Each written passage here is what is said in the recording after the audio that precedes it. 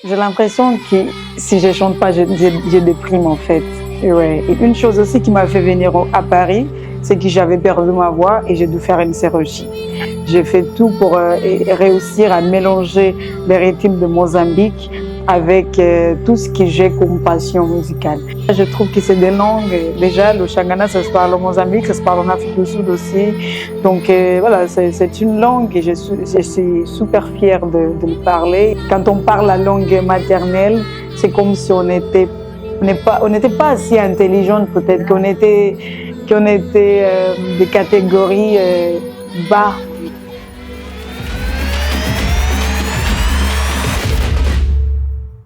Bonjour à tous et bienvenue sur votre émission Emma, écoute-moi aussi.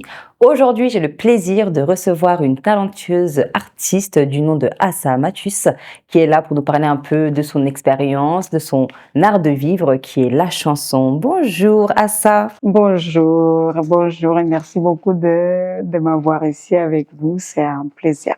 Plaisir partagé. Merci beaucoup à toi d'avoir accepté cette invitation-là. Donc, on est là pour découvrir un peu quel artiste se cache derrière ce beau visage. Mais avant ça, est-ce que tu peux te présenter un petit peu? Bon, moi je suis Assa Matus, née mozambicaine et née à Maputo, qui c'est la capitale du Mozambique. Et bon, et ça fait pas longtemps que je suis à Paris. Je suis arrivée, ça fait deux ans 2 ans, d'accord. et 4 mois là. Et ben, je suis là pour partager mon art et voir le futur. D'accord. Donc, tu es chanteuse, compositrice, tu as une très très belle voix. Comment est-ce que ça s'est introduit à toi, la chanson? Bon, je pense que c'était mon père. Ton C'était papa? à travers de mon père, Mhm. ça, parce que je grandis à l'écouter, à chanter, il jouait la guitare. Et depuis le plus jeune âge, je me vois juste à chanter. Je me souviens juste de commencer à chanter. Il y a personne m'a appris. Et après, bon, je suis partie à l'école quand même. Je suis partie en Norvège pour étudier la musique. Mais j'ai pas commencé à l'école, j'ai commencé déjà chez moi avec la famille, avec mon père, même si mon père il n'était pas d'accord, mais c'était lui en fait qui m'a permis de grandir dans un milieu de musique. De musique. Et à quel moment tu as senti que tu avais ce potentiel-là en tant que chanteuse? Est-ce que c'est ton entourage qui t'a fait remarquer que tu avais une belle voix? Ou est-ce que même toi, quand tu chantais, tu sentais qu'il y avait quelque chose de différent que les autres? Oui, je le sentais qu'il y avait sentais? quelque chose de différent. C'était vraiment un truc fort qui me faisait à chaque fois que j'ai chanté, je me sentais mieux et qui ça ça m'a ça m'a permis aussi de me mettre dans un mood plus calme et qu'à chaque fois que j'entendais ma voix aussi, j'avais l'envie de continuer et je me voyais déjà sur scène. Mais bien sûr, il y avait aussi les voisins qui me parlaient, ouais, qu'est-ce que tu chantes bien et tout ça, quand j'étais petite et tout. Mais moi-même, je le sentais Tu déjà sentais? et c'était un truc que je savais déjà qu'il faut que je fasse. Après, c'était l'automne aussi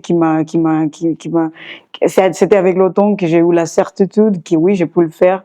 Mais depuis mon jeune âge, je savais que, voilà, j'avais une voix qu'il fallait chanter, fallait faire la musique, en fait. Ça vibrait en toi, en fait. C'est Ouais, vraiment déjà, ça fait beaucoup Oui. là-dedans et c'était comme ça, en fait, que je m'exprimais mieux. En fait, quand j'étais triste, quand ma mère me disait des choses que j'aimais pas parce que voilà, quand on est petit, on n'aime pas Oui, quand bien sûr. nos parents nous Des disent, nous reproches. reprochent et tout ça.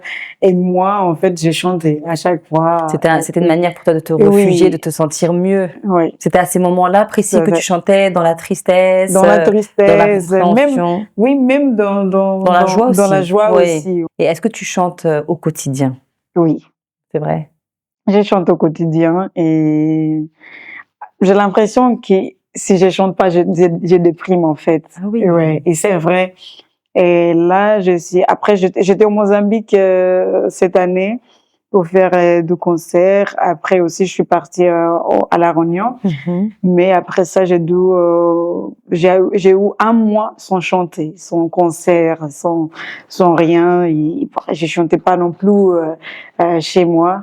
Et donc, je me sentais à moitié dépressive. Ah Et ouais. oui, d'accord, donc c'est Mm. même au-delà d'une passion, en fait. Oui, Pour c'est toi, une c'est passion, une oui. manière de vivre, de C'est une manière de chanter. vivre. Ouais. Vous savez, à un moment, une chose aussi qui m'a fait venir à Paris, c'est que j'avais perdu ma voix et j'ai dû faire une chirurgie. Ah oui. Et Et dans c'était, quel contexte tu as perdu ta voix? C'était dû à quoi? oui, j'avais des nodules, D'accord, nodules oui. dans les Mhm. cordes vocales, les 12 cordes vocales. Et donc, ils ne s'y touchaient pas. Normalement, il faut que ça fasse quand on parle. Maintenant, je sais parce que j'ai dû T'as faire des appris, examens ouais, et tout ça pour comprendre c'était quoi le exactement. problème. Donc, j'ai perdu ma voix et aussi, bon, j'ai perdu mon père aussi. Et donc, et moi, je savais qu'à la fin, mon père, il voulait bien que je fasse la musique parce que pour moi, ça marchait bien. Ouais. Mhm.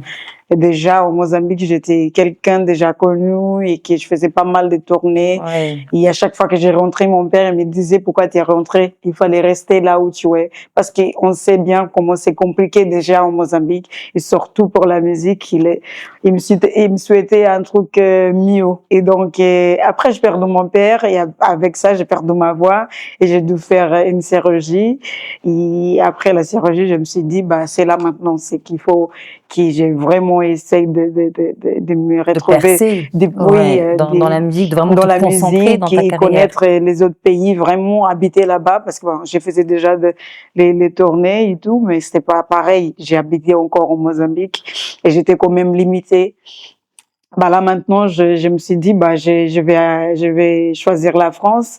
Après c'était quand même difficile parce que je parle pas très bien déjà la langue, mais c'était Mais tu as encore très bien moins appris avant. la langue. Ouais, Ouais. c'était encore moins avant et donc je me suis dit mais quand même je vais aller en France parce que je sais bien qu'en fait Paris, quand on parle de Paris, c'est pour moi c'est la ville de la musique du monde en fait et moi je fais partie du monde et je suis pas les enfants mais je sais qu'à Paris c'est quand même possible d'être accepté et donc bon j'ai décidé de venir à Paris pour faire me retrouver dans les grosses scènes et finalement là je vais faire partie aussi cette année du festival de musique du monde qui c'est un super grand festival et donc voilà c'était pas facile mais maintenant je Petit à commence petit, petit à petit voilà, on va y arriver et c'est un exactement. choix qui était difficile mais bien fait. Mmh. Ouais. Et quand tu as perdu justement ta voix, comment est-ce que tu t'es sentie vu que pour toi c'était une manière de vivre, de Ouais. chanter? Tu as dû passer par aussi une phase, peut-être de dépression, de mal-être total? Bien sûr, Ouais. c'était super dur. En plus, c'était le moment de Covid. J'ai fait la chirurgie en 2021, que c'était la même année que je suis venue. Mais j'ai fait la chirurgie en février. Il fallait venir en France en octobre 2021. Et bon, avant ça, pendant la préparation, parce qu'il fallait faire une préparation, il fallait se préparer pour faire la chirurgie. Il fallait faire des exercices et tout ça, et voir le médecin à chaque fois et voir comment ça a évolué et tout. Et donc, c'était dépressif déjà. Déjà, je l'ai eu parce que j'étais dépressive à cause de mon père, parce que Oui, bah oui, tu as j'avais jamais perdu perdu un quelqu'un proche. assez proche. Mmh. Et c'était mon père quand même, et quelqu'un qui à la fin me soutenait beaucoup et qui c'était à travers de C'était un lui. pilier pour toi dans ta Oui, vie. c'était vraiment dur. Et donc, je perdu ma voix. Et là, à ce moment, pour faire la chirurgie, il fallait me préparer et c'était super dur aussi Mmh. parce que déjà, on sait bien comment. Et c'était le moment de Covid. Je pouvais pas voyager pour me faire opérer ailleurs, c'est peut-être mieux. Mais ça a bien marché aussi au Mozambique. Donc, Oui. j'ai stressé à cause de ça déjà. Mmh. Et aussi, c'était super hyper cher Ouais, de faire la j'imagine. chirurgie Ouais. avec les machines qui sont appropriées, c'est ça? Approprié, Appropriées, oui, oui, pour faire exactement. la chirurgie. Mmh. C'est parce que ça, c'est un instrument voilà, c'est mon instrument, Bien c'est à cause de sûr. ça que je vis. Et là, à un moment donné, je me suis retrouvée dans une situation où j'avais besoin de peut-être avoir plus d'argent, mais je pouvais pas travailler parce que ma voix, elle était pas là. Mmh. Mm. Donc tu as perdu, du coup ton papa aussi, là dans la même période. Ton Oui, papa qui au départ n'était pas favorable à ce que tu oui, fasses de la musique, mais qui est devenu au fil du temps, bah, ton premier soutien oui, dans cette carrière-là que tu es en train de passer. Heu, oui. Qu'est-ce que ça t'a fait quand tu l'as perdu? Bon, à part la tristesse, mais qu'est-ce que ça t'a fait quand tu l'as perdu? Parce qu'aujourd'hui, tu as une vision par rapport à ta carrière et Oui, le fait que la personne qui te soutenait le plus n'est plus à tes oui, côtés, oui, je pense que ça doit aussi impacter un peu sur, peut-être, les joies que tu as, les réussites oui. que tu as. Bien sûr, c'était super compliqué de perdre mon père. Et bon, quand je perds ma voix, je perds justement parce qu'il y avait perdu mon père. C'était une tension, j'avais la tension Mmh. et qui a monté jusqu'à ma corde vocale parce que je faisais que pleurer et tout. Et peut-être je mangeais pas bien, je Bien. boivais pas de l'eau et Mmh. tout. Et donc, perdre mon père, c'était vraiment dur et difficile pour moi, pour toute la famille, mais surtout pour moi parce qu'on était Tes vraiment proches? proches. Ouais. Et oui, Tu as des frères et sœurs? oui, on est 5. 5. Moi, je suis la D'accord. dernière. OK. Et juste pour vous faire comprendre, il y a un moment donné, je voulais même me marier. Ah Et mon oui. père, il n'a pas accepté. À l'âge de 22 ans, il avait raison. Ouais. Au Il final, avait raison. Mais je pense qu'en fait, j'ai cherché juste la liberté. Parce que quand on habite avec les parents, surtout en Afrique, c'est un peu compliqué et tout. Mais bon, quand je perds mon père, et c'est là qu'en fait, je me suis rendu compte que, euh, bon, je perds mon père, j'ai perdu la voix en même temps. Et là, je me suis rendu compte qu'il fallait, c'était le moment vraiment de faire marcher tout ce que, voilà, la musique que j'ai fait. Et surtout parce que je sais que mon père, il était musicien, il a pas réussi dans sa carrière parce qu'il fallait travailler et tout. Et moi, je voulais pas non plus, même s'il est pas là, je voulais pas non plus te les décevoir. décevoir, c'est ça. Mmh. Parce que J'imagine. je sais qu'il voulait bien que j'ai réussi, c'est Oui. surtout que j'ai part de Mozambique, que je cherche ailleurs, que j'essaye vraiment de me faire connaître. Et donc je me suis dit, bah c'est maintenant. Il est mort maintenant, mais je peux quand même Il faut continuer que tu le à, rendes fier de oui, là où il est, qu'il puisse oui, voir qu'il avait c'est raison de ça. croire en toi au final. Ben voilà. Oui, super. Donc aujourd'hui, tu as construit un parcours mélodique à partir de tes expériences en Afrique et aussi partout dans le monde. Ouais. Comment est-ce que tu peux caractériser ta musique aujourd'hui? Ah, quelle question, hein. Bon, il y a beaucoup de gens qui disent que je suis chanteuse de Afro-jazz, Hmm. mais moi, je me considère pas chanteuse d'Afro-jazz, surtout maintenant avec le 12e album. Peut-être le premier album, que c'était Magéo, c'est-à-dire plus moi. Hein. Et là, il y a Muchangana, que je fais Muchangana, je fais, et ça c'est un album en fait de musique traditionnelle de Mozambique, sauf que j'étais toujours passionnée pour la musique qui se fait dans le monde, hein. Mhm. Et c'est-à-dire le jazz, le pop, même l'électro Électro. et tout ce qu'il y a comme musique, même le classique. Et parce que déjà quand j'étais étudiante à l'école, je faisais déjà du jazz. C'était à D'accord. voix mais jazz Ok. à l'université. Donc, mais moi, j'ai jamais perdu la passion pour la musique traditionnelle de Mozambique. D'accord. Et c'est pour ça que j'ai fait tout pour réussir à mélanger les rythmes de Mozambique avec tout ce que j'ai comme passion musicale. Quand on regarde l'album Muchangana, il était à la base fait au Mozambique. La guitare, la batterie et le basse, mais le clavier et tout ce qui est de son et tout c'est fait à Paris. Je suis venue D'accord. aussi pour faire ça comme projet. C'est ça aussi qui m'a permis en fait de venir à Paris et faire mon projet.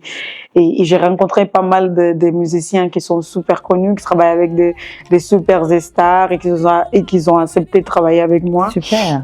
Et ils ont fait un super travail sur cet album qui est des succès, moi je peux te dire, parce que c'est la première fois, après le premier album, j'ai même pas eu autant de tournées que j'ai fait maintenant. Ah oui. Donc ça a bien marché. Ça a été une révélation peut-être aussi aux yeux du public par rapport à ton empreinte aussi personnelle, traditionnelle que tu mets à travers tes compositions musicales. Oui, c'est ça.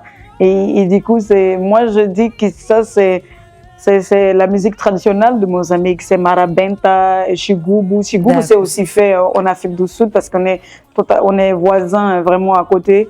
Et donc, il y a quand même des influences qu'on partage, qu'on a en commun. Et du coup, Le Mutimba, Mutimba, ça se fait au centre de Mozambique, qui c'est à côté de Malawi. Et donc, ça aussi, ça se fait au Malawi. En fait, c'est tout ce qu'il y a des rythmes mozambicaines, mais aussi africaines, parce que à la fin, on a des choses en commun. Et donc, j'ai mis le clavier, mais pas aux notes. Je ne sais pas si vous comprenez, c'est les sons de clavier, tout ce qui, quand on écoute la musique électro, c'est ça, c'est le son. Et donc, c'est ça que j'ai mis sur les rythmes traditionnels de Mozambique. Et ça a fait cet album qui était super bien accepté au Mozambique, et surtout sur la lusophonie, dans la lusophonie, et pas mal aussi peut-être en France, on peut dire. Oui. C'est vraiment, au-delà même de la partie traditionnelle que tu veux mettre, toi, ce que tu veux, c'est vraiment un mélange, en fait, de culture, un mélange aussi de sonorité. Dès qu'il y a quelque chose qui te plaît à l'oreille, bah, tu n'hésites pas à l'introduire dans ta rythmique que tu veux faire. C'est exactement ça, c'est exactement ça, oui. Donc, tu chantes en portugais, en anglais, en français, tout comme en shangana, qui est ta langue maternelle. Au-delà de la partie musicale, tu es une femme aussi très investie dans les causes liées au bien-être des filles et des adolescentes. Tu milites pour les droits à la sécurité des adolescentes qui abandonnent leurs études. Pourquoi est-ce que ça te tient à cœur? Parce que déjà, moi, j'ai grandi dans un quartier qui s'appelle Mavalan, à Maputo.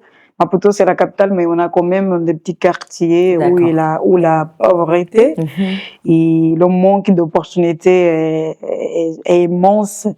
Et moi, en fait, j'ai juste eu la chance vraiment d'être vue pour quelqu'un. Mais c'est pas tout le monde qui a ça. Moi, je connais, en fait, j'habitais à Mavalan et qui c'était pas loin de la ville, Maputo, de centre-ville, du coup. Mais je connais Mavalan le centre-ville à l'âge de 15 ans. Par exemple. Parce que déjà, pour aller là-bas, il y avait le fait de transport, il y a aussi, voilà, on va faire quoi? Oui, c'est pas à tous. Et la majorité des choses sont là-bas. Donc, moi, je me suis vue à un moment donné, quand j'ai commencé, en fait, à faire vraiment la musique. C'était à l'âge de 15 ans que j'ai fait partie d'un concours pour adolescents et tout ça. Et c'était là que j'ai finalement pu connaître le centre-ville. Et là, à un moment donné, il fallait que je rentre tard. Et j'avais peur, en fait. Et parce que j'habitais dans un quartier où c'est des petits trous comme ça, et ça, voilà, c'est super petit, il y a pas d'électricité, il y a pas ça. Et donc moi j'avais peur, et à chaque fois ma mère et ma sœur, il fallait qu'ils viennent t'aider, et me chercher à l'arrêt de bus. Et c'était vraiment un enfer, en fait, parce que même avec eux, on se sentait pas en sécurité. Et je trouve ça dommage, en fait, que nous, quand on a grandi, qu'on habite dans les petits quartiers comme ça, à juste, je sais pas, à 30 minutes de la ville, ou même pas à 20 minutes, on passe, il faut on vit tout ça, et que ça, en fait, ça bloque aussi tout ce qu'on pouvait faire peut-être dans la vie. Parce que si on veut aller à l'école, les universités aussi, c'est là-bas. Donc à chaque fois, il fallait rentrer tard et faire peut-être les amitiés avec les gens qui sont dangereux de notre quartier. Pour qu'ils assurent une certaine sécurité. Bah, voilà, c'était ça que j'ai fait après. J'ai arrêté d'appeler ma mère et ma sœur. Je me suis juste fait pote des gens que j'avais peur, en fait. Et c'était finalement qui m'accompagnait jusqu'à chez moi. Donc ça, c'est une cause qui te tient à cœur. Qui me tient encore, parce que je sais comment c'était dur pour moi et que ça continue encore. Et il faut juste mettre l'électricité et permettre que tout ce qu'il y a dans la ville, en fait, vienne aussi dans les quartiers. Dans les quartiers un peu plus défavorisés. Oui, pour tout le monde. D'accord. Donc, en 2010, tu as eu ton premier concours pour adolescents. Qu'est-ce que tu as ressenti à ce moment-là? que j'avais sorti en fait de ma zone De confort. de confort parce que déjà c'était dans le centre-ville Ouais. et il y avait là bon, la télé et tout ça et au final j'ai gagné ça et T'étais fière? j'étais super fière. Tes parents, ils étaient fiers? Ouais, c'était T'étais là fière en que tes fait. parents soient fiers? On était tous fiers. Tous fiers. Et donc, c'est à ce moment-là, en fait, que mon père, il a vu que ça peut peut-être marcher pour moi, Mmh. finalement. Même si pour lui, ça n'a pas marché, pour moi, ça peut marcher. En fait, mon père, il savait même pas que je faisais partie de ça. Et D'accord. il y avait juste ma mère, ma sœur, et à chaque fois, on cachait, ma mère me disait, je la voyais chez ma sœur pour faire ci, pour faire ça, alors que j'étais à la télé. Mon père, il avait pas de temps parce qu'il travaillait beaucoup. Mmh. Et donc, à ce moment-là, je me suis, en fait, avec une possibilité de changer mon futur et peut-être le futur de ma famille. Et là, en fait, on n'avait rien dedans chez nous à l'époque. Et j'ai ramené tout ce qui est mobilier parce que ouais, j'avais gagné avec mobilier, il y avait tout ce qu'une maison peut avoir et moi j'avais finalement un lit, un grand lit, j'avais gagné ça. Donc mon père il était super content et moi ça m'a fait plaisir en fait de voir les visages en fait même de mon quartier quand on est rentré avec tout ça et La qu'ils ont ramené reconnaissance des la gens. reconnaissance et tout. C'était vraiment un truc vraiment Très, très puissant. C'est puissant là où je pour te dis moi. aussi que tu as envie de poursuivre dans cette voie-là. Oui, Est-ce que tu recherches la célébrité? je recherche pas ça. Oui, je recherche juste à vivre de mon métier et surtout à faire connaître les mélodies de Mozambique et surtout tout ce qu'on fait là-bas et ma voix peut-être. Mais ça vouloir se faire connaître, vouloir se faire oui connaître et connaître ma musique, ça aussi ça va rapporter aussi la célébrité. Mmh. Donc tout est lié, mais c'est pas vraiment la célébrité que je cherche parce que déjà j'ai ça au Mozambique, je sais comment ça peut être. Je suis pas super à l'aise là-bas Mmh. parce que voilà, il y a des choses qu'on peut pas vraiment faire et que moi j'aime bien faire. Mmh. Et je sais, et maintenant que je suis à Paris et que je suis personne ici, on peut dire, Mmh. je vois comme c'est bien en fait d'être comme ça et qui moi D'être j'ai dans des l'ombre. concerts, je Mmh. pars, je vais chanter là-bas. Après il y a beaucoup de monde. Si je vais, par exemple, je fais un tournée, c'est des festivals, il y a plein de monde, mais je rentre, j'habite ici, et je marche tranquillement et je mange tout ce que je veux, je mange dans la roue. C'est super bien ça. Donc Est-ce que tu as peur justement de ça? mm. Si jamais demain tu deviens vraiment connu, est-ce que ce côté-là de la célébrité, c'est quelque chose qui te fait peur? Oui, parce que ça nous bloque un peu, ça nous limite un peu aussi. Ouais. Mais je sais que si je vais vraiment continuer et que je vais faire connaître ma musique, ça va venir. Il faut Donc, l'accepter. il faut l'accepter. Voilà, je vais pas être triste à cause de ça. C'est juste, en fait, ça va être le résultat de tout ce que je fais. Donc, voilà. D'accord. Alors, tu as eu ton premier album qui s'appelle Plus EU, qui est sorti en 2017 avec 15 morceaux. Un deuxième album que tu as fait en 2023 qui s'appelle Muchangana. Et aujourd'hui, tu as un nouvel album que tu es en train de travailler. Oui, C'est oui. prévu pour quand cette sortie? Pour l'année prochaine. L'année prochaine, d'accord. Début de l'année prochaine. Mais bon, je ne parle pas trop de ça. Mais bon, là maintenant, on a commencé déjà, donc ça va bien D'accord. sortir. Ok. Et donc oui, j'ai mon premier album, s'appelle Plus EO, Mageo, du coup. Et après Muchangana, et Muchangana, bon, c'est-à-dire, moi, je suis Muchangana. En fait, c'est les gens qui font partie de l'ethnie Muchangana, en fait, D'accord. et qui s'appellent Muchangana. Et donc, je fais cet album, en fait, juste pour montrer comment maintenant je suis fière d'être Muchangana, parce qu'avant, quand on parle la langue maternelle, c'est comme si on était, comment on dit ça en français? Comment on n'était pas assez intelligente peut-être, qu'on était D'accord. Ok. des catégories bas. Oui, je vois très bien. Il y a des gens qui ont honte en Mhm. fait, de parler leur langue. Et moi aussi, j'avais ça parce que moi, j'ai grandi à parler Shangana. Le portugais et tout, je l'ai appris ailleurs et à l'école. Parce que bon, à l'école, c'est tout est en portugais. Donc, j'ai appris le portugais et mes parents, ils parlaient pas le portugais. Donc, quand j'ai commencé à faire des tournées, je suis partie en Afrique du Sud la première fois. Je parlais pas anglais. Et donc là, en fait, j'étais super triste parce que j'étais la seule qui parlait pas anglais. Parce qu'il y avait un groupe aussi de Mozambique, mais où c'était des gens qui, bon, ils avaient l'opportunité, ils ont eu l'opportunité d'aller dans une école de anglais, étudier, tout Anglophone, ça. d'accord. Et donc, je me suis dit, c'est un moment, en fait, de montrer qu'il c'est pas, il faut pas avoir honte, en fait, Il faut être fier de il faut d'où être tu viens, de fier qui tu oui, es. qui je suis parce que, C'est ça qui c'est fait en ton savant, identité. bah, voilà. Donc, parce que maintenant, encore, il y a beaucoup, surtout des jeunes qui parlent avec fierté, qui non, je parle pas Shangana, mais qui peut se permettre de dire qu'ils parlent anglais, alors que quand on commence à avoir une conversation, ça va pas durer longtemps. Ouais. Donc, je me C'est suis dit, vraiment bah, mise en avant oui, de tes ouais. racines, de tes C'est origines. ça. Je pense en fait ça vient aussi de passé, de colonialisme, peut-être les traces Ouais. qu'ils ont Laissé. laissées en nous disant que c'était pas, que nos langues, en fait, c'était pas des langues, c'était que des Noble, dialectes. oui. Oui, mais moi, je trouve que c'est des langues. Déjà, le Shangana, ça se parle au Mozambique, ça se parle en Afrique du Sud aussi. Donc, voilà, c'est une langue et je suis super fière de le parler et d'être mon Shangana. Donc, j'ai fait cet album-là pour vraiment assumer ça.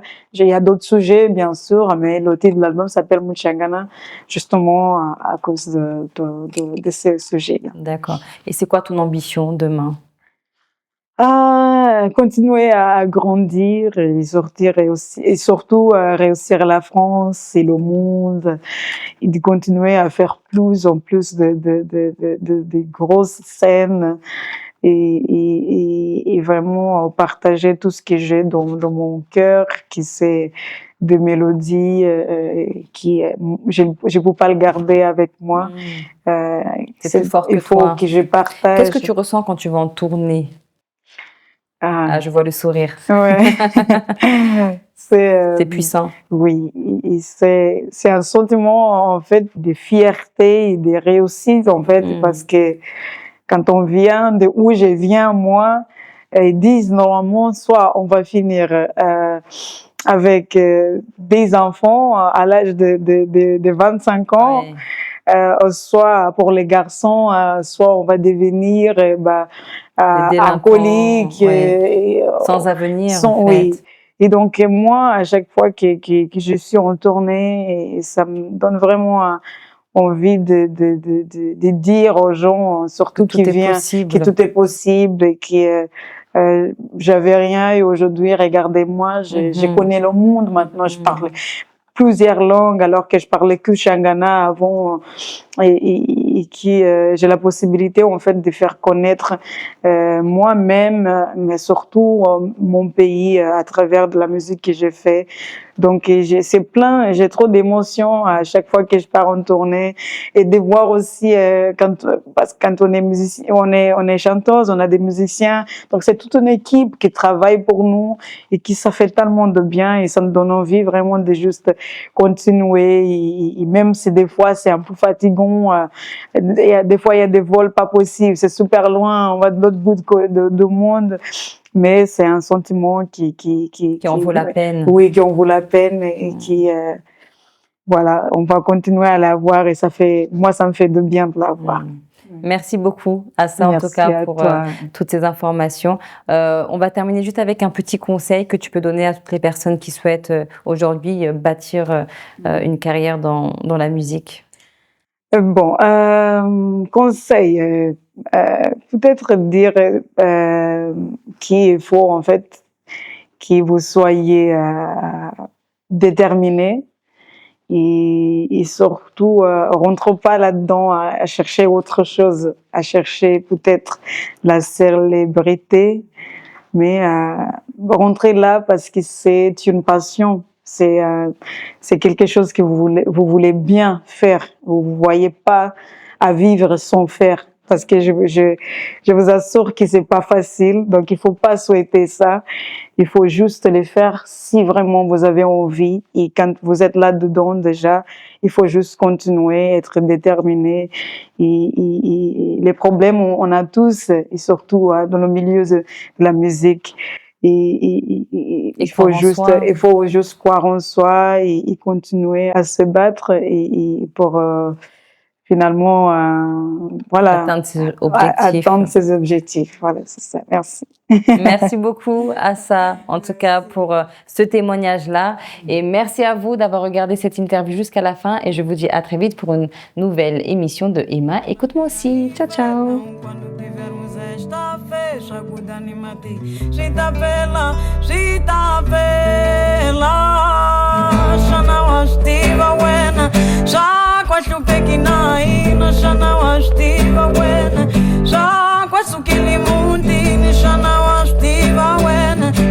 Shazim pela